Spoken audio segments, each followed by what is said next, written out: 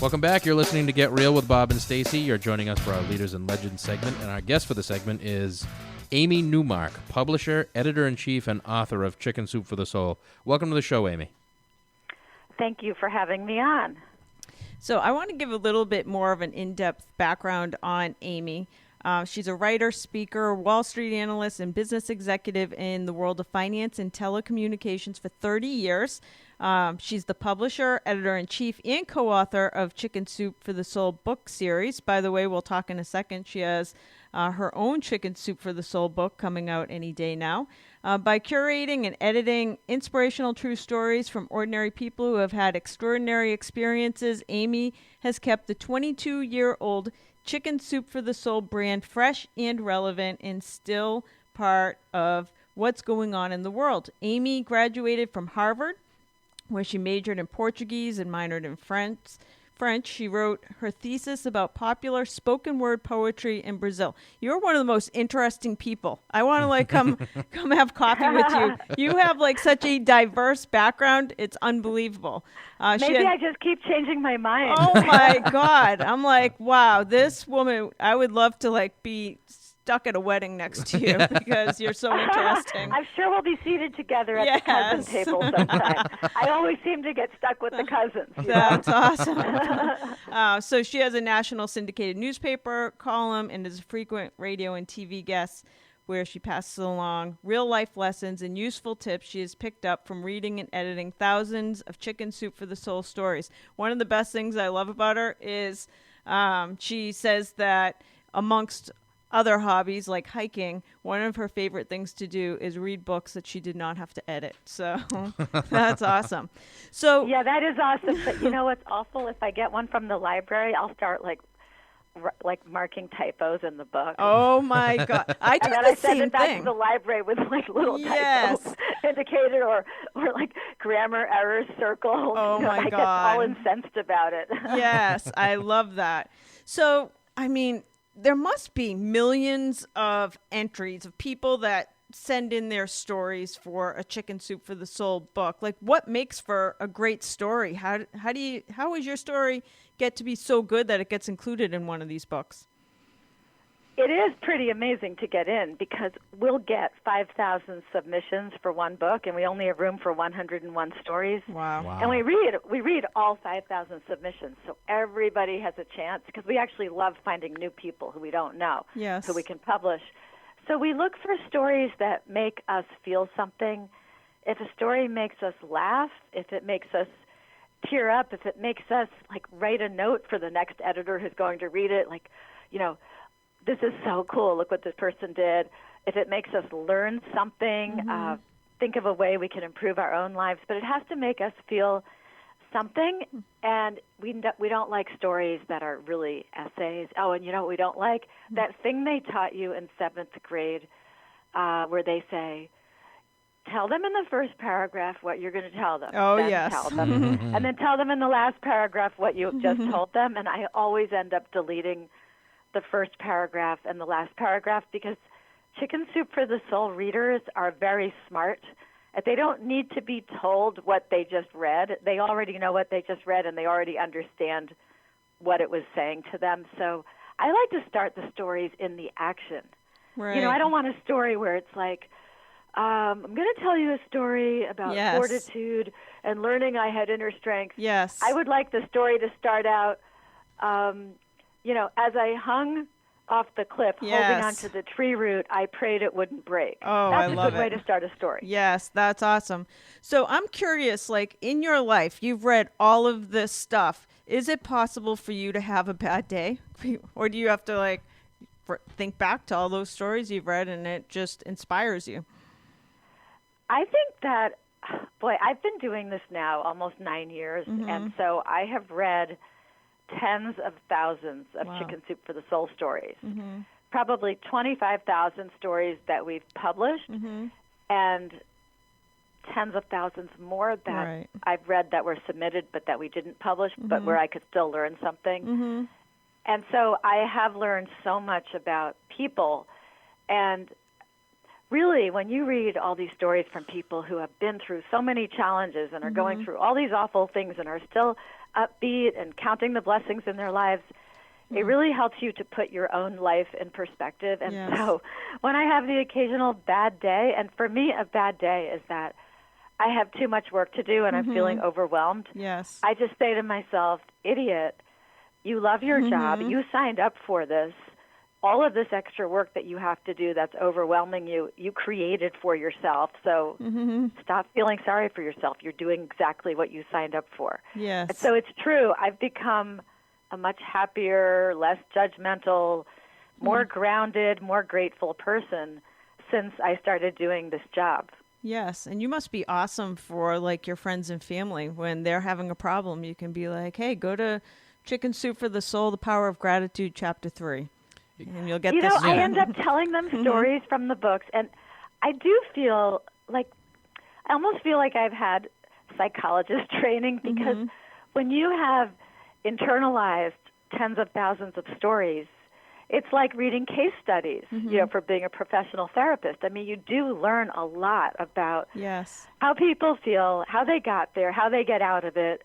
You learn to look through to what is actually motivating people. And so I feel that's one reason I'm less judgmental and also much less likely to get angry now, because I try to see right through to what is motivating a person to act a certain way. And I do think I'm giving my children much better advice because of all of this experience that I've internalized that's really other people's experiences. Yes, interesting. So many people say, and I mean, it's got to be true, I choose not to watch the news because it's so negative, and they say, well, with the media, negativity sells. But Chicken Soup for the Soul is proof of the opposite, that inspiration sells, because it's 23 years of this book that gets, I mean, now hundreds of books that inspire people. So what are your thoughts? Do people want negativity, or do they really want inspiration? Based on our results this year, they love positivity. Yes. Because I just got an email yesterday from our CFO, and CFOs tend to always look for the negative, right? Because they're the guys who are watching the money and the cash flow, and our CFO is so excited about our results this year and is congratulating me and saying, this is the best year ever. Like, I don't know what you're doing, but it's really working. But I think it's because, especially in an election year, everybody starts to get very, very negative. Yes. And so between the election process and the inordinate amount of negativity in this particular presidential election, and terrorism and floods and everything else that's going on, I think that people are looking for reminders that life is actually good, and we enjoy being alive, and there's great stuff happening, and we all have a lot of blessings in our lives. And so our book sales are doing awesome. Well. And that makes me very happy, because I know that I'm providing a service to people by giving them some positive messages to read, some stories that entertain them but also make them feel better, uplift them, and make them happier. Yes. One thing that I want to ask you about, and then I have some questions because I know you have your own solo book coming out, is you've had such an interesting career where you've kind of pivoted what you've done in your career.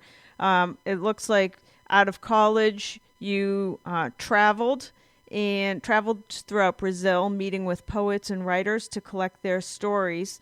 And then you went from there to like hedge funds on Wall Street, and then back into publishing and collecting stories and editing stories. So tell us like your mindset behind such dramatic career changes. The funny thing is that it's always been about writing. Everything I've done has actually involved writing. Okay. Because I've always loved reading and writing. I mean, when I was in first grade, I used to write stories for fun where other kids would cringe if they were assigned a writing project. Yes. I would do it. I would just sit down and write stories for fun. So in college, yes, it was all about reading and writing, and funnily enough, collecting stories from the people, which is what I do now. I collect stories from the people. Yes. But then I also love math. And math was always a strength for me, and I think going on Wall Street was really combining stories and math, because when you're picking stocks and telling people why they should buy a stock or sell a stock, you're telling them a story. And you're putting together a convincing story that you have to be a good writer in order to do that. Yes. And so I combined math and logic and rational thinking and a very high degree of skepticism with writing so that I could convince people. And I did just as many sell recommendations as buy recommendations. If I saw a stock that I thought was going down, I would let people know. I was never kissing up to those management teams. Right. Wow. Interesting. So a life of telling stories. That's great. So that's a great segue into the next book coming out in October, Chicken Soup for the Soul, Simply Happy, which is your first solo title. Is that something you always wanted to do, or is that more recent? That was a suggestion of our VP of marketing a couple of years ago, because there I was with my name on a lot of books, but essentially as an editor more than an author, although there are many cases where I've really written those stories from scratch that appear inside the book. Okay. But we always credit them to somebody. And she said, you really should write your own book. You have so much to say. And I had been writing a newspaper column for a couple of years at that point. And it took me a while to get around to actually writing the book. And what happened was that I started a podcast in February, the Chicken Soup for the Soul podcast. And it was a big hit right from the start. It was new and noteworthy on iTunes right away.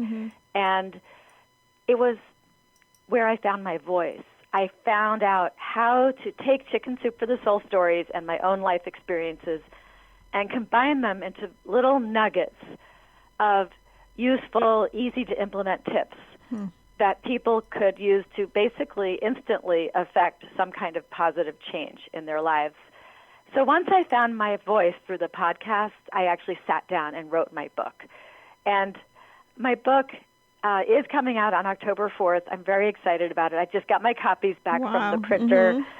And it is the distillation of all of the advice and wisdom that I've learned from my rather eclectic life and from reading these tens of thousands of Chicken Soup for the Soul stories.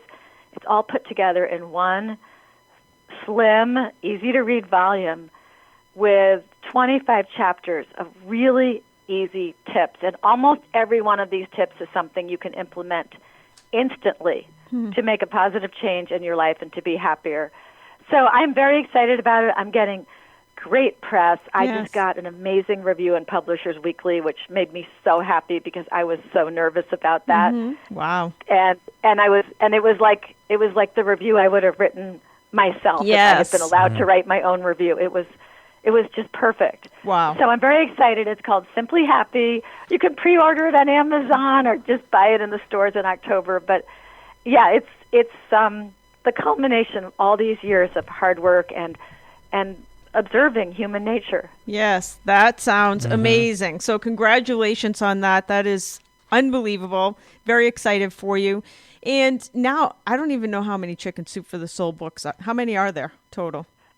So since I became publisher in 2008, which is when we bought the company from Jack Canfield and Mark Victor Hansen, we've published about 134 books. Okay. Prior to that, they had published something like 180. Okay. But basically in print now, there are about 250 and maybe 300 if you count ebooks as well. Jeez. So is there an end to it, or is there just so many additional niches that Chicken Soup for the Soul can go into? I keep thinking I'm going to run out of ideas because now it's 23 years that we've been in business.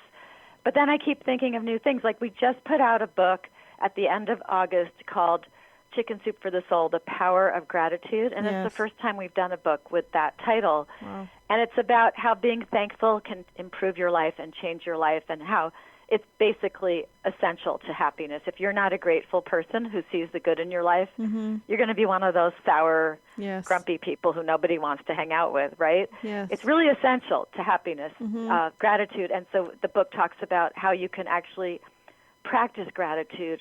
And even if you're naturally kind of grumpy and negative, you can turn yourself into a positive person and thus be much more successful in life and happier, healthier, et cetera. So I keep coming up with new topics. I never seem to run out. Yes. Everybody needs it. Everybody needs the inspiration. Plus, one thing I'll say about Chicken Soup for the Soul books is I don't even know how I buy tons of them every year because they're an amazing gift. Yeah, they are. They are, and we're way more popular in print than most books because people want to give them as gifts. Even though you can give an ebook as a gift, people just my Simply Happy book, I've just given it out, and people in the office are already reading it and highlighting it and folding over pages on their favorite chapters. People really use them. If you find a Chicken Soup for the Soul book in a used bookstore, you'll often find that it's been marked up, highlighted, etc. Yes, that's amazing. Well, you are amazing. What's next for you? You've already achieved major dreams in your life. Well, I am going on a big PR push for my Simply Happy book in October.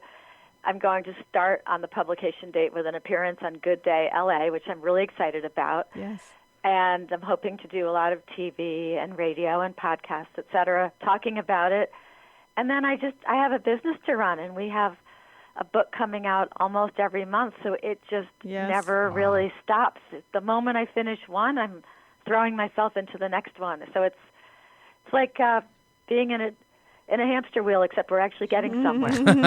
That's great. Yeah. For anybody that wants to follow Amy on Twitter, it's at Amy Newmark, or you can also visit on Twitter at Chicken Soup Soul. And Amy, where can people follow your podcast? It's on iTunes, Podbean, every place that you can find podcasts, you can find it. You can go to chickensoup.podbean.com, I believe. But if you go on iTunes and you put in Chicken Soup Soul, or you just go on if you go on our website, chickensoup.com, you'll see a link to the podcast. And we have 5 new podcasts a week. So there's something new every weekday. That's great. I'm going to go sign up for that podcast now. So thank you so much. Congratulations on the new book and much success on your big PR tour coming up. Well, thanks for having me on your show. It looks like a really interesting show, and I'll be following it. Thank you. Thanks, Amy. All right. Bye. That's all for this edition of Get Real. Join us again next weekend for more.